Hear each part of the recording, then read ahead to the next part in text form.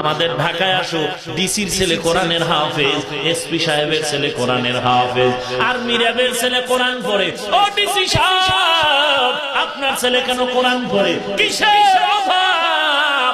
DC সাহেব চোখের পানি ছেড়ে বলে, হাফিজ ভাই, দুনিয়ার যে অর্থ সম্পদ জমিন কামাই করেছি, বাড়ি আর গাড়ি করেছি, এই কামাই খাইতে আমার 10টা ছেলে লাগবে, 100 বছর টাইম লাগবে। আমার ছেলেটারে ডিগ্রি পাস করাইয়া বিদেশ থেকে লেখাপড়ার ডিগ্রি নিয়ে কি লাভ? 2-3 লক্ষ টাকা বেতন পাবে, কিন্তু দুঃখ আমার বাবায় কত মাস আগে মারা গেল।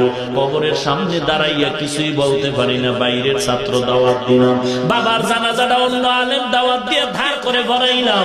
আমার ছেলেটারে যদি কোরআনওয়ালা বানাইয়া যায়, আমার ছেলে আমার জানাজার ইমামতি করবে, আমার কবরের কিনারায় দাঁড়াইয়া আমার ছেলে যেই কাঁদা কাঁদবে, অন্য হুজুর ওই রকম কান্না কাঁদবে না।